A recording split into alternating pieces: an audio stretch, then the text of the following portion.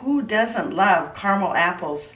Today we have a cookie version of a caramel apple. Lots of caramel on the outside and apple on the inside. Let's get baking. Don't forget to watch all the way to the end, where I will give you my SIS, simple is smart tip for caramel apple cookies.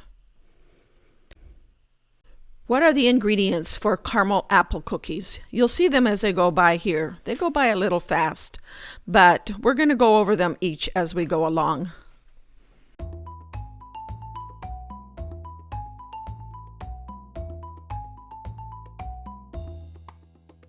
We're going to make the cookies.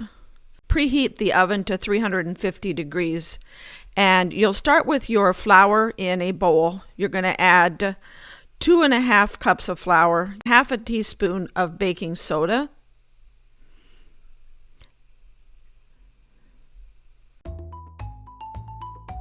teaspoon of baking powder,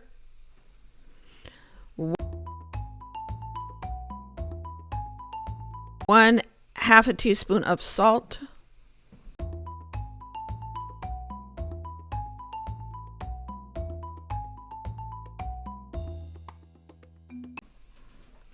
and 1 teaspoon of apple pie spice. Apple pie spice is basically cinnamon, cloves, and some nutmeg. Mix that all into your flour and set that aside, because we're going to go ahead and start with the liquid portion of the cookies in a separate bowl. You'll cream together the brown sugar. You'll want 1 cup of brown sugar and 1/2 cup of butter. The butter should be at room temperature. Get that well mixed. I like to use a hand mixer. Less mess, less hassle. But a stand mixer works just as well. Once that's all mixed, you're going to add 2 large eggs to the mixture.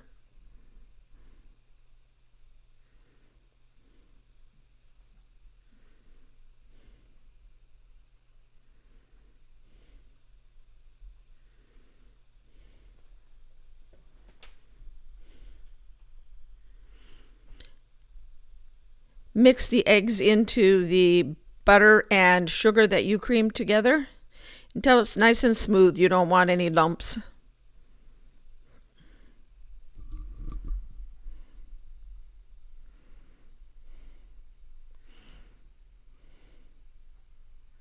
Once the eggs are mixed in, you're going to add 1/2 of the flour.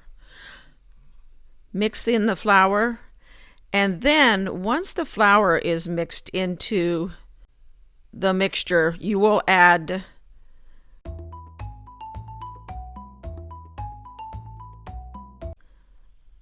the vanilla and the boiled cider. The boiled cider is basically apple cider that's been concentrated by boiling it, so that the flavor of the apple is much more intense. We don't actually use fresh apples in this recipe, but the boiled cider gives a nice caramel apple cookies. Once the apple cider and the vanilla is mixed in, go ahead and add the rest of your flour and mix it in.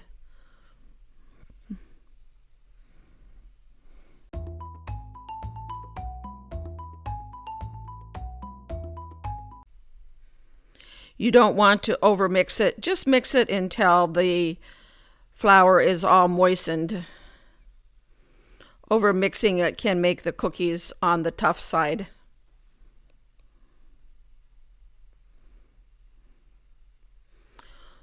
Once it's all mixed, line a cookie sheet or a baking sheet with some parchment paper, and using your small cookie scoop, it's about a tablespoon, scoop the cookies from your batter onto the cookie sheet to form the cookies. Once the cookies are formed, then go ahead and bake them in the oven at that preheated 350 degrees Fahrenheit, which is 180 degrees Celsius. The cookies will be lightly browned and nice and puffy and soft. While the cookies are cooling, I usually move them to a cooling rack. You are going to go ahead and make the frosting for them. This is a butter cream cheese frosting. Cream together, there are 3 tablespoons of butter and 3 ounces of cream cheese.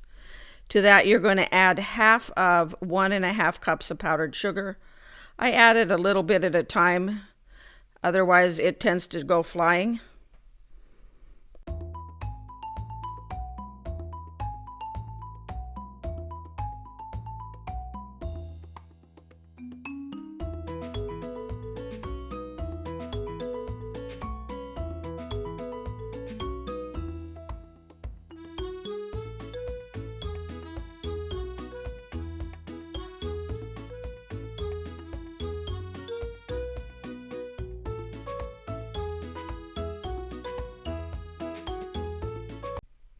Once you have about half of the powdered sugar added, go ahead and add in the caramel sauce.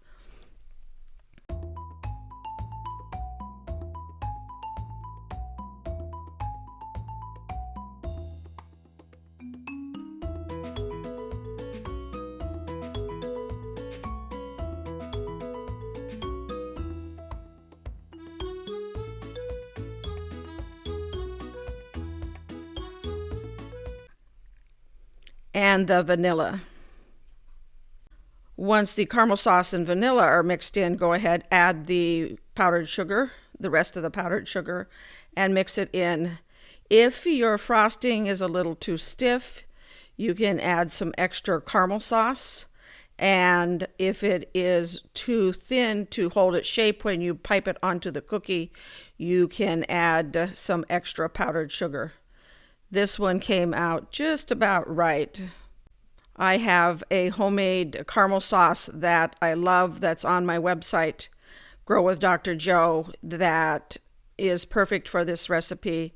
The commercial caramel sauce tends to be a little more watery, so you may have to add some extra powdered sugar if you use the commercial caramel sauce.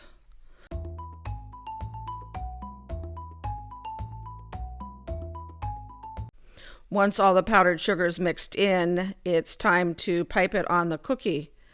I use a Wilton 2A round piping tip, about 3/8 of an inch in diameter, and just pipe a nice circle on top of each of the cookies.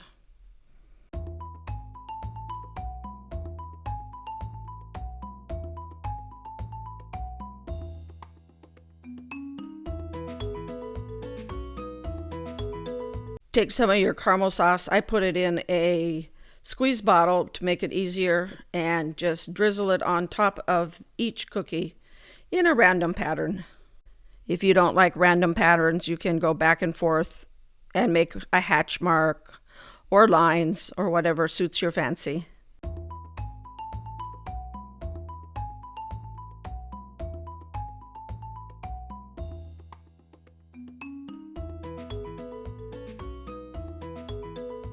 Here is my SIS, Simple is Smart tip for caramel apple cookies. Don't purchase caramel. Make your own caramel. Caramel applesauce is thicker, tastier, and won't make your frosting on top of your cookie watery. That's it. Enjoy your caramel apple cookies. Don't forget to like and subscribe to my channel so you don't miss any of my recipes. Enjoy your caramel apple cookies.